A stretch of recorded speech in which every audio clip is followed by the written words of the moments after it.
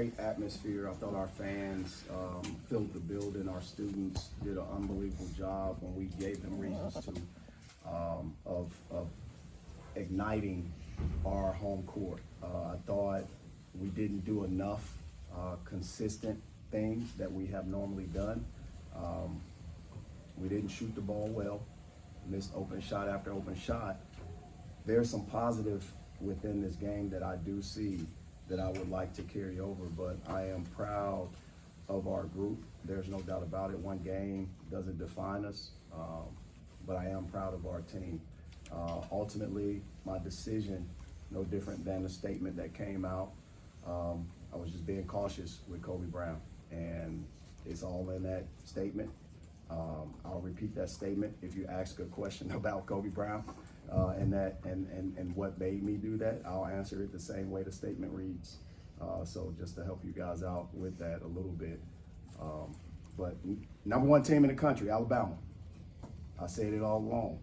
They have the length, they have the athleticism, they have the shooting ability, which I thought we stifled in the first half because they rely on it, but also they do a great job getting to the free throw line. To be able to defeat that team, you can't give them these energy buckets, whether it's three-pointers and free throws. The more you see the ball go in, which I didn't think we did a good job of getting to the free throw line, especially in that first half. We shot 7 free throws.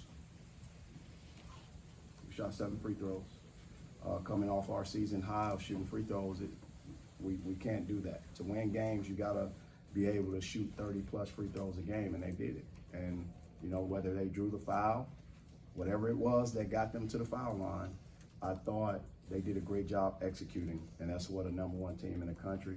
I am proud of our conference to have a team of such, because it gives us all a barometer to be able to continue to grow, throughout the season. It's a long season. I'm proud of these two guys up here. I don't predicate it on just overall stats, but I predicate it on how they play. They play the game with an unbelievable amount of passion, and that's what made me, regardless of Kobe playing or not, that's what made me put Aiden Shaw as a starter tonight. He was going to start regardless, and he did a great job throughout this week, but also yesterday, and I thought he was ready to start his first game. Great questions. Dennis, was that kind of just a game time decision on Kobe, and did it change anything about how you had to game plan or attack in this game? So as a head coach, right, you make decisions, but you also prepare, right? It's always in preparation. I didn't prepare that until right there at that time. Literally right before that time, probably 15 minutes plus minus. And I wanted Kobe to go through the warm-ups. That's when you make those decisions. And for me, I just made an executive decision, and I'll live with that decision without a doubt. Coach, Noah Carter also returned to the starting lineup today. What went into that decision for you? Because Noah, he deserved it. I think he does a great job. He has started games. I didn't want to put Mo in that position yet. I thought he's finally getting a rhythm. I didn't want him to disrupt that rhythm that Mo had established. So for him to come out and have 12 rebounds, I thought that was a highlight. I thought that was wonderful to see. But Noah started games before, and I just went with what would help transition Aiden as a guy who started his first game. You had to go with experience, and Noah was that person. Yes, how much do you have to kind of change and adjust who you are on the floor, especially on offense without Kobe out there? As it relates to Kobe, Kobe's a great player. As you guys know, obviously the recognition that he just received as possible on that recognition list for National Player of the Year. I think we have played without him before when he's gotten in foul trouble, right? But ultimately, our guys have to step up, and that was the charge. It's not like it was new. We've been in that situation. He's picked up 2 fouls in the first minute of a game before, and I thought our guys held their own. I do think he could have helped us get to that free throw line, but also mitigate that foul shot difference because he draws a lot of fouls, without a doubt. Nick, do you guys see Did you see Isaiah getting a little bit more comfortable, and what can he help you guys do offensively now that he's fully in the rotation? Well, just off rip, I think Isaiah can help us score the ball. He knows how to get a bucket whenever he wants to. And you can see him getting comfortable each and every day. I mean, this team, we're a family, so just like when Kobe is out and we all have to step up, we do that. And then when he comes back, I mean, we welcome everybody with open arms. So. Aiden, for you, what was it like having your name called in the starting lineup today? For me, I feel like I don't know. I've just been preparing for it. So when my name was called, I was ready to play and just give my 110% on the court for my team. So, Coach, I think you said a couple days back that your team still hasn't played the best that it can yet. You haven't seen your team play that great yet. And so tonight you had Sean East, you had Modiara, those two junior college guys, those guys that you've been trying to work into your system tonight. They kind of outperformed a little bit. I think Modiara with that big dunk right there at the end, I think he looked pretty confident. And so what do you think your team's kind of developing like, and what do you think that they can show at the end of the season through this SEC slate? Well, it's important that we continue to grow. Again, we can't allow one outing to define us. Recovery is a part of the game. We have to recover mentally, physically, and emotionally. I'm excited for the day that we get 100%. And I mentioned all along, I don't think we played our very best. I mean, think about, whatever shooting slump you may want to call it. We miss layups. So we're not getting to the free throw line. I think those things are rhythm things that either deflates you or it gives you the shot of confidence that you need.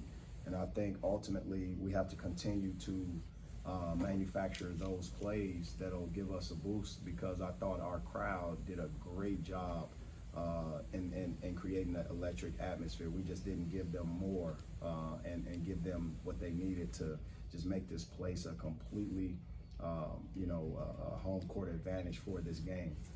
I credit again Alabama. They are the #1 team in the country. To have that in the SEC, it means a lot.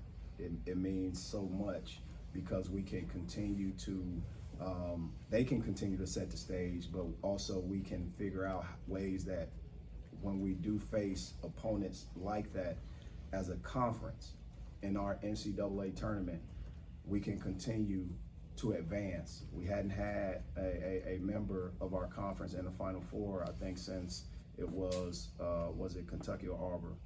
Auburn, right? 2019. Yeah, it was Auburn. And I think this conference has multiple teams that can get there. And it's a beautiful sight to see.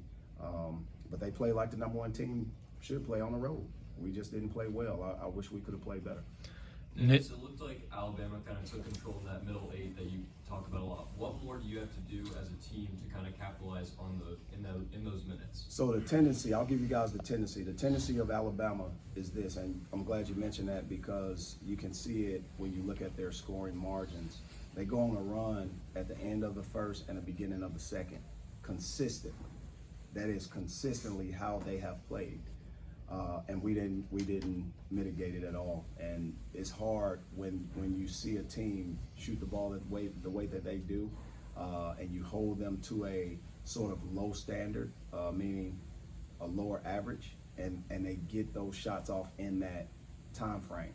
They opened the game up at the end of the first, the beginning of the second. We didn't have a great start, but I credit Alabama.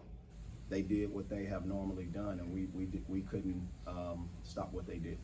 Nick, Coach mentioned the layups. I think you guys were 7 of 16. Is that just one of those days where you didn't get bounces, or what went into that? Yeah, I think it was just one of those days. Had a couple go in and out that we usually make in practice, because we work on that a lot. I mean, every dog has his day, so we're just going to continue to put that work in and look forward to Ole Miss on Tuesday. Nick and Aiden, I forget just how many there were, but you guys seem to take a good amount of charges in this game. Did you guys focus on that kind of leading up to this game against a team that likes to attack the rim the way Alabama does? Well, so, I mean, I'm not really like Aiden Shaw, who's really blocks anybody at the rim. So whatever advantage I can get, I'll get that. We work on that a lot in practice. So whenever I see an opportunity to take it, I'll take one just to change the game. Hey Dennis, with Isaiah, what are you seeing from him out there in a night like this where he gets to play as much as he got to play, where you can say, hey, when you guys do get to that 100%, that he's going to bring? I mean, can a game like this help him build toward that? I think I played him too many minutes tonight, and he didn't have his legs underneath him to be able to execute the jump shots that we have normally seen him take. There's a level of, I think conditioning that it takes to log minutes like that, and I think it was too many. But for a guy to come away with 9 for 18, that's 50%.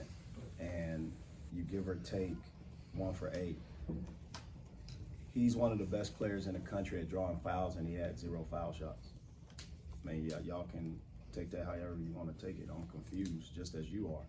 But for a guy like that, to be able to play off the bounce, play off the dribble, it's a weapon. And I think how his team has responded to him is a tremendous, it's a tremendous quality to have because they put their arms around him, they celebrate him, he celebrates them. We just have to be able to understand this game. You look at the fact that we still beat the #1 team with points in the paint, and we had one of the best 2-point field goal percentage shooters out. That's what Kobe Brown gives. I think the rebounds, and Aiden Shaw does a great job rebounding. He gets to the ball, he just doesn't squeeze and brings them in. And that's part of his maturation. But you think of Kobe Brown, what he does, once Kobe Brown gets his hand on the ball, I mean, no matter how many hands are on his wrist, he's bringing that ball in. And that's something that we have talked about, and he's not proud of it. He's the first one to take the blame. Aiden Shaw is the first one to say, Coach, my fault, I need to do better, I need to do this. And it's the learning process. And what I'm proud about is the fact that he's in a process and he embraces the process.